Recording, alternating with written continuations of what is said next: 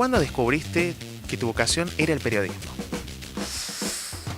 A mí me parece que cuando se habla de vocaciones, la vocación te descubre a vos, me parece, ¿no? Es como que se te va metiendo adentro y no te das cuenta hasta que un día ya estás ahí, ¿no? Es como que es más fuerte que uno. Nosotros en mi casa tuvimos la suerte de tener una cámara con mi hermano de chicos, y era más él el cineasta que yo, y me decía, anda, ponete delante de la cámara y decí esto y esto y esto.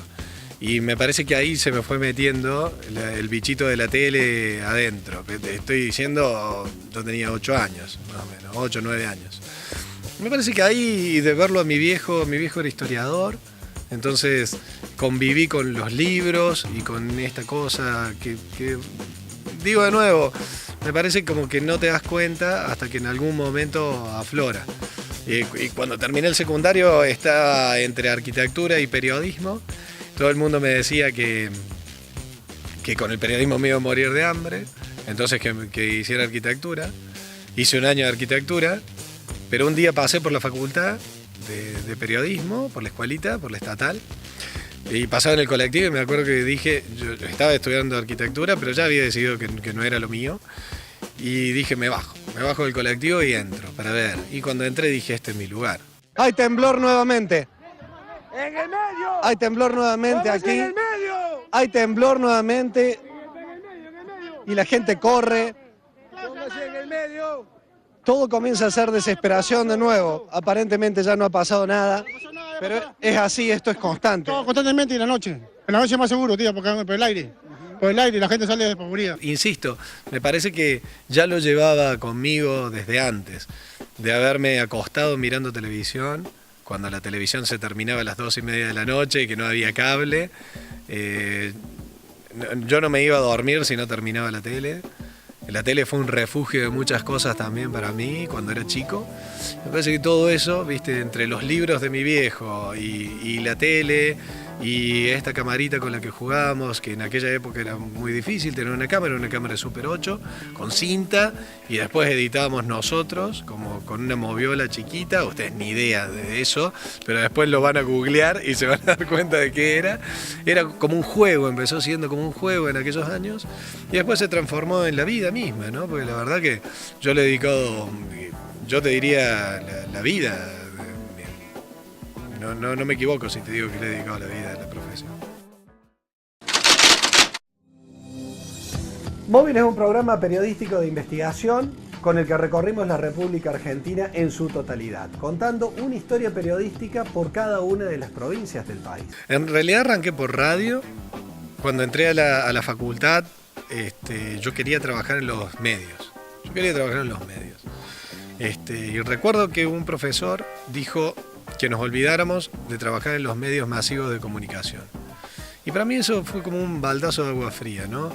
Está bien, yo después lo entendí el profe, porque lo que trataba de decirnos que hay otro universo. Estoy hablando de hace muchos años, la cosa ha cambiado mucho, sobre todo para ustedes con el acceso de las tecnologías, ¿no? Este canal en YouTube y toda esta historia que no existía.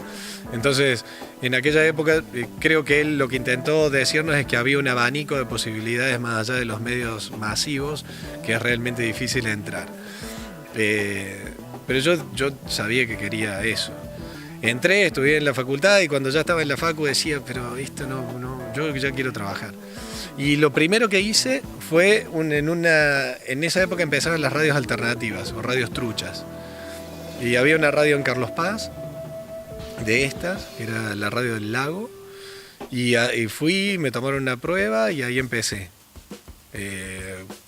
Mira, la verdad que es insólito, porque yo lo único que quería era trabajar en la radio. Y yo escuchaba música, pero no sabía nada de música. No sé de música, no soy un tipo de música, pero escuchaba mucha música. Y llegué y me vieron con los auriculares, me tomaron una prueba de lectura y quedé, y me dijeron, vas a conducir un programa de música. Y yo dije, yo no sé nada para mis adentros. Como quería hacer eso, como quería estar en la radio, dije que sí. Y ahí fui, y me dieron un programa ómnibus de 4 horas un sábado y 4 horas un domingo para hablar de música. Yo no tenía la menor idea. Me instruí todo lo que pude y salí a la cancha. Y eso me sirvió para tener mi propio material. Después trabajé en 88.5, que fue la primera radio trucha en Córdoba, se hacía en un garage, en un galpón. Y fuimos toda una banda que después algunos terminamos en los medios grandes. Y con ese material que yo iba guardando, me presenté en el EB2. Y empecé bien de abajo, que está bueno eso. Empecé haciendo los mandados en la radio, que estaba buenísimo. Ahí me enseñó mucho eso. Y después me dejaron escribir algunas cosas y después ya me dejaron hacer un poquito de micrófono, que era muy difícil en esa época. Que alguien que no estuviera recibido y qué sé yo, hiciera micrófono. Empecé a hacer algunas columnas de espectáculos y ahí arranqué. Arranqué en el EB2, en el 89-90 más o menos, en un programa que se llamaba Pleno Sol, que lo conducía Pablo Colazo. Y después empecé en televisión con Santiago Daniele, que era un periodista muy reconocido, es como si fuera Miguel Clarea hoy, digamos, en un programa de televisión que se llamó Juicio Público en Canal 10. Y con Fernando Genesir hacíamos las notas, como esta nota que estás haciendo vos, bueno, hacíamos nosotros en la calle. No se nos veía nada. Y ese fue mi primer trabajo en televisión.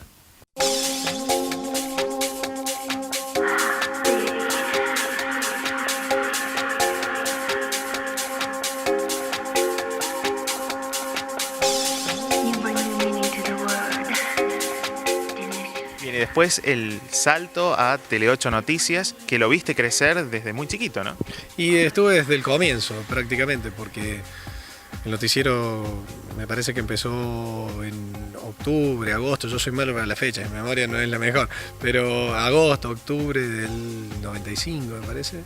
Y yo entré en noviembre como una suplencia y después ya quedé. Y sí, era chiquito, todo era chiquito. Teníamos solamente una media hora al mediodía y éramos 3 cronistas y 2 camarógrafos. Más los 2 conductores, que era Fabiana Dalprá en ese momento y Pablo Colazo. Sí, era muy chiquito y fue creciendo y creciendo y creciendo. Yo la verdad que nunca imaginé hacer una carrera así en noticieros y bueno, la verdad que he hecho toda mi carrera en noticieros. Esto está pasando frente al Cabildo. Los manifestantes están arrojando piedras hacia el cordón policial. Le han prendido fuego a una palmera, que es lo que estamos viendo en imagen en este momento, mientras continúan arrojando piedras al costado policial. Y la policía está avanzando hacia los manifestantes, arrojando balas de goma. El centro de la ciudad realmente es una batalla campal.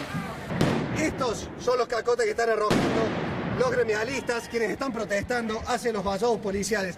El centro de la ciudad, como ya lo hemos graficado hasta el momento, es realmente un caos. Y ahora vamos, escuchen ustedes lo que es la Plaza San Martín. Hay una palmera incendiándose. Realmente esto es un caos. Y a lo largo de tu carrera seguramente te ha tocado cronicar una gran cantidad de sucesos. ¿Cuál fue ese que te marcó a fuego en un antes y un después en tu vida como periodista? A ver, en lo que es crónica periodística en la calle, a nosotros, a mi generación, nos sirvió mucho, creo, que empezamos con los grandes disturbios en la calle de Córdoba, las grandes protestas. Estaba hablando del gobierno de Angelos, por ejemplo, protestas duras en la calle, de los gremios, eran otras épocas también. Todo eso a nosotros nos sirvió mucho. A mí me marcó mucho eso porque aprendí a trabajar en la calle de una manera fuerte, ¿viste? Tenías que estar ahí siendo joven, 25 años, 26 años, en el medio de las balas y de las piedras y que iba y que venía. La verdad, por ese lado, en cuanto a la crónica periodística, me marcó mucho eso, las protestas de aquellos años de Angelos. Y en cuanto a investigación periodística, que siempre le apunté también un poco a eso. La investigación del violador serial para mí fue la mejor que hice. No está bien que lo diga y que lo ponga en primera persona, pero bueno, me preguntás y es así. Me llegó el dato de Ana, la chica que termina dando vuelta a la historia del violador serial. Me llegó el dato de Ana a través de una persona. Trabajé el testimonio de ella, de la víctima del serial, durante un mes, hasta que gané su confianza para que me diera la nota, y fui el primero en poner la nota de Ana al aire, y ese testimonio fue el que terminó dando vuelta el caso y bueno, con el correlato que todos sabemos, de Sagen pegándose el tiro. Lamentablemente fue la pérdida de una vida, pero de un hombre que le hizo muchísimo daño a muchas mujeres en Córdoba. Esa investigación para mí fue la más importante que hice. Y a modo de cierre en esta nota, Damián, ¿cuál sería el mensaje para las futuras generaciones de periodistas que se están iniciando, o aquellos que van a elegir esta apasionante carrera? Primero que la tomen con pasión, precisamente. Eso está bueno, porque te lleva a vencer las dificultades. Segundo, que lean lo que sea, pero lean todo el tiempo. No se queden solamente con la cuestión de la web y con la cuestión del material de la web, etcétera, etcétera. Necesitas un background en tu cabeza que si un día te desenchufan internet, pensemos en un día sin internet. A mí me da la sensación que muchas veces no encontrarían la forma de hacer periodismo si no es sin la web. Entonces pensemos en un día sin internet. Imaginémoslo, ¿no? ¿Qué harías? ¿Cómo harías periodismo? Bueno, vas a tener que hacer periodismo con tu propio Google, y el Google sos vos, ¿viste? Es todo lo que has leído y te has informado durante toda tu vida. Tengas 20, tengas 30, tengas 40, tengas 50, tengas 60.